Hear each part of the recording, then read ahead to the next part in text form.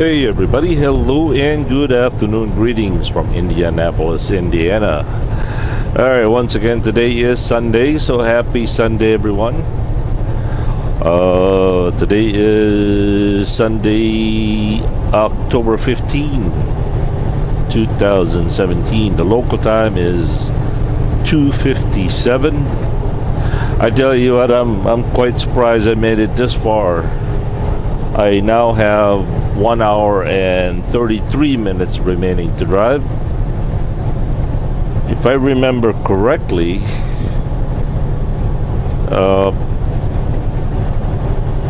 Richmond, Indiana is about 84. I know it's less than 90 miles. So I might just be able to make it there to that Flying J out there somewhere. Boy, I had my doubts that I was going to make it to even in Remington, but anyway, we have 727 miles remaining to Norfolk, Virginia.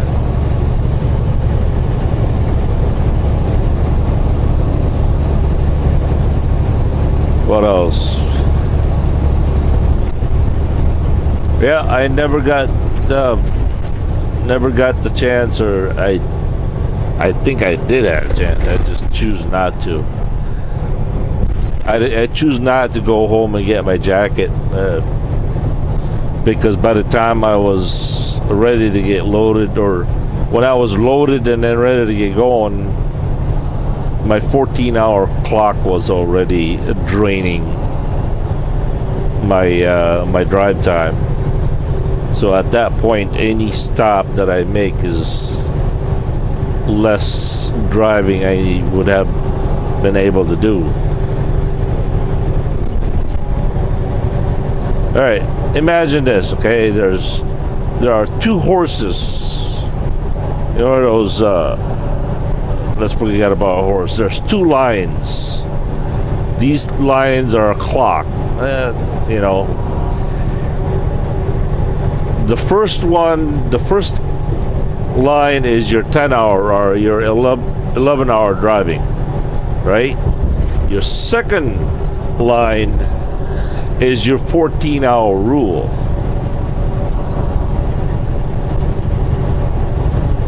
Now imagine these two horses again.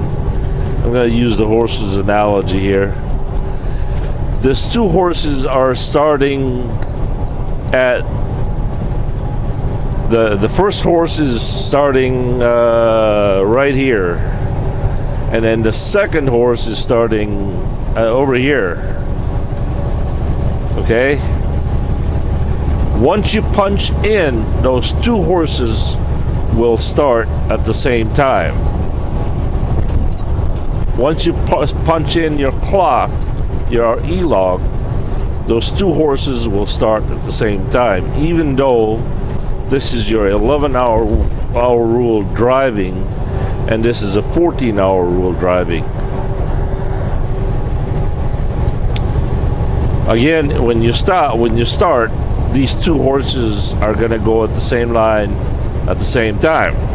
Now, let's just say you drove for an hour. You're up here. Your 11 hours is up here. Okay. You drove for an hour, and then you stop for an hour. Guess what's going to happen to the 14-hour rule horse? Just because you stop, the 14-hour rules does not ever stop. Once you start your clock, the 14-hour rule horse is gonna keep on going. And so the more that you stop, and let's just say you drove again you drove for an hour, you stopped for an hour, now you're driving for an hour. Now these two horses are traveling at the same speed again. Now after you drove your second 1 hour, guess what? The 14-hour rule horse is now what, closer to the 10-hour or 11-hour rule horse, 11-hour driving horse. So the point is, the more you stop you're driving, the closer that 14-hour horse is gonna go to your it's gonna get closer to your driving horse. And the more you stop, the longer you stop, pretty soon that 14-hour rule is gonna come catching up to your driving horse. I don't know if I'm making that any sense in that. I don't know. But there's a point where, let's see, it's 14. Oh no, it's 11, 12.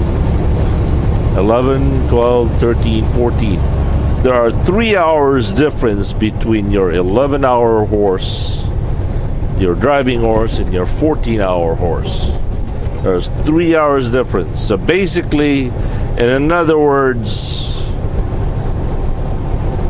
is that you can take 2 hours and 58 minutes of a break after you started your clock. Then those two horses are almost going to be lined up perfectly, and they travel exactly the same. Here's another scenario. Let's just say you drove for 3 hours and 30 minutes. Okay?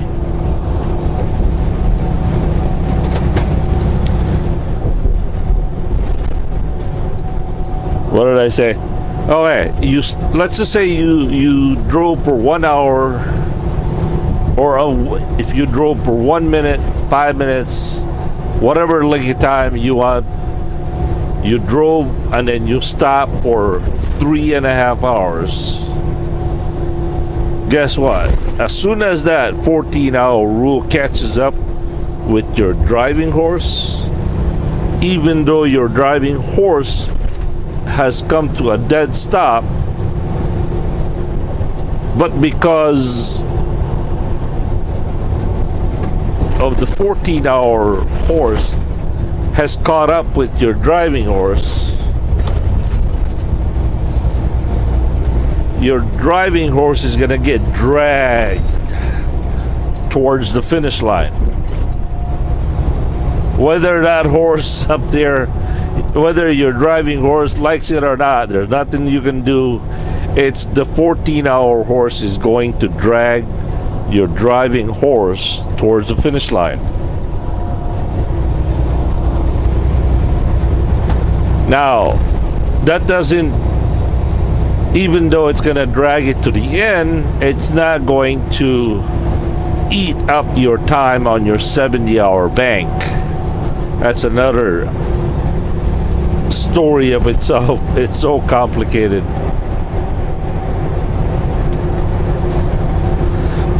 All that means is,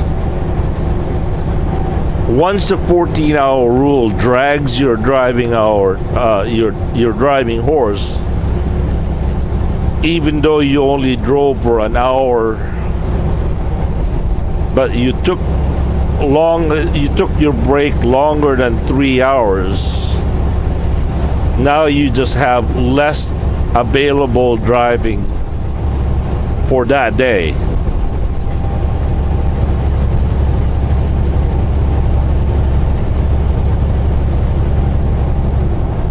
Whew. So complicated. Well, it's really not that complicated. It just don't know how to explain it.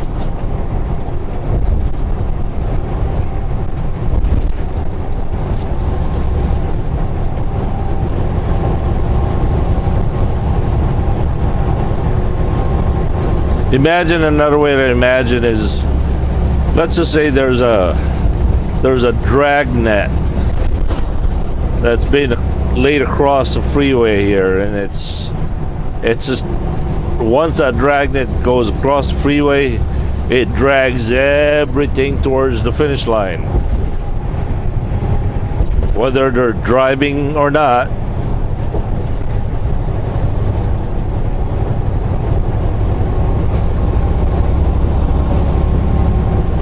Here's another way to for you to maybe think it the way you might understand.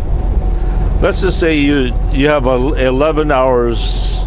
See, here in the United States, we can drive for 11 hours. And every time we take a 10-hour break, we are allowed to drive 11 hours, okay? Again, just another way for you to possibly understand it. Let's just say you drove for 1 hour. You had 11 hours available to drive. You drove for 1 hour. But you took a break for 6 hours. Question is, how many available hours do you have left before you need to take a 10-hour break? Remember, there's a 3-hour difference. You can take a 3-hour break and not affect your drive time.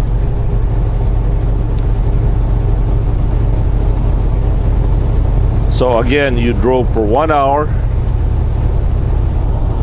but you took a break for 5 hours.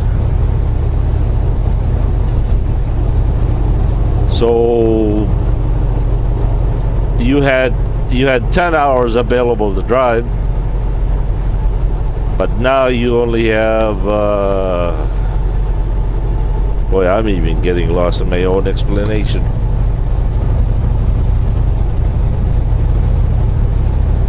See,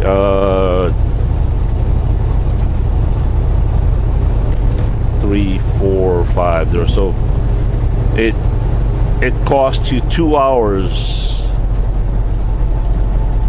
because you took a 5-hour break. So now you only have 8 hours available to drive,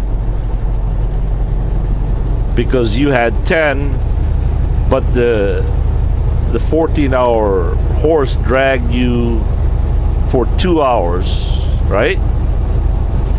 After 3 hours, then it started dragging your driving hours for 2 hours. So 10 minus 2 is 8. There you go.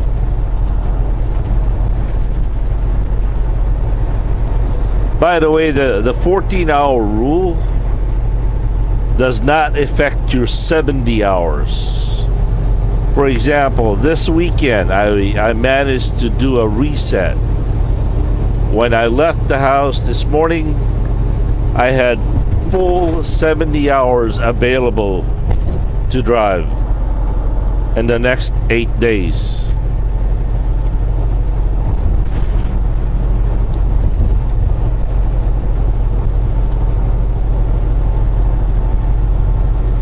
Here's another scenario.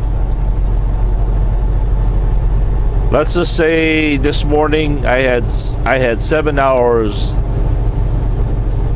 70 hours available on my 70-hour rule. Let's just say I drove for 1 hour. Then I took a 7.5-hour break. Question is, how many hours did your 14-hour rule, how much hours do you have left on your 70? Answer: 60. Because your 14-hour rule does not eat up your 70-hour rule. There are only 2 ways that you can eat up your 70, and that is on-duty driving, like what I'm doing now, or on-duty not driving, such as fuel, pre-trips, DOT checks, loading, unloading, dropping hooks.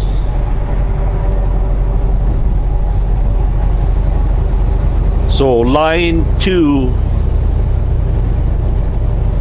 and line 4, no, line 3 and line 4 is the only one that eats up your 70-hour rule. Line 1 is off duty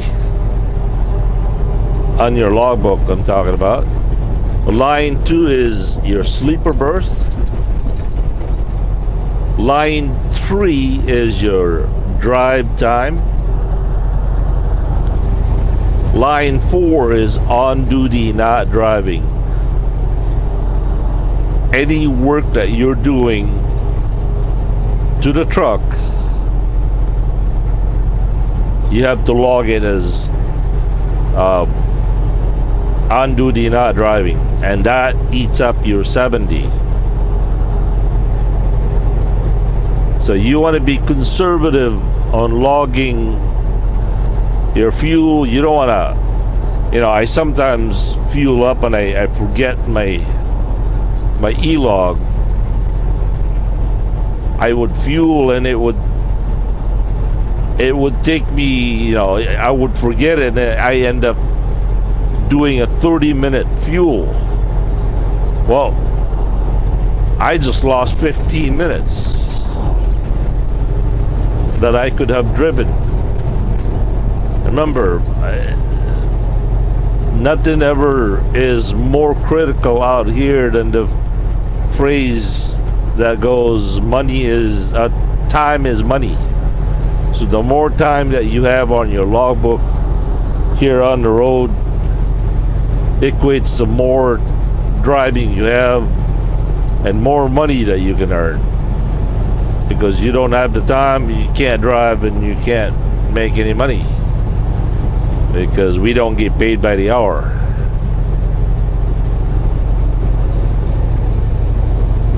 I should title this video Lost in Translation. I don't know. So how well did I do?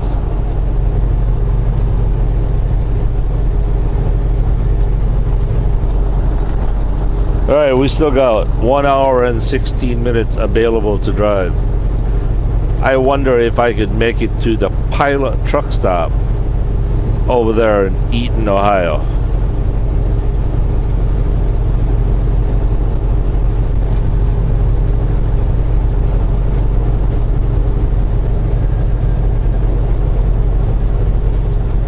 And there are more and more to this e-log than I can possibly know how to explain it.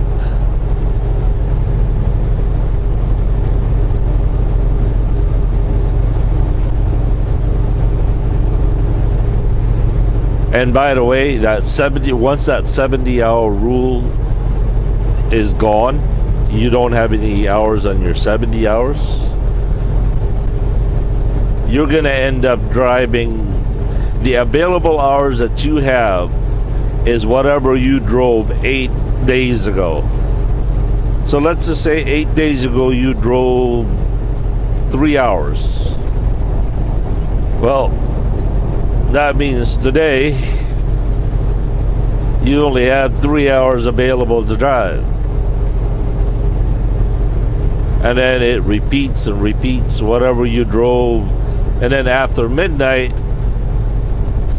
whatever you drove 9 days ago is now your available hours to drive.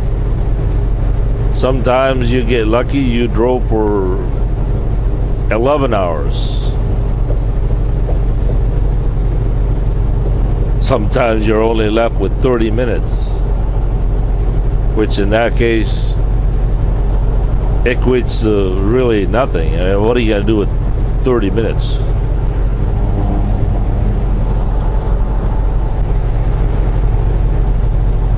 It's called a recap, which I really disagree. Why does it matter what I drove 8 days ago? For as long as I could For as long as I slept for 10 hours yesterday, I should be able to drive 11 hours today, right? Who cares what I did 8 days ago? I don't even remember where I was 8 days ago.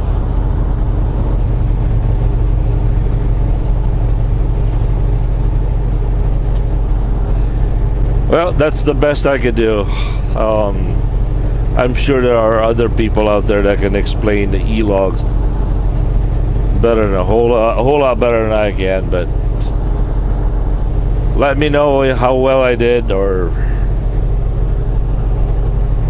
anyway, as always, thank you for watching, and kindly share my videos to your social medias, and press that like button.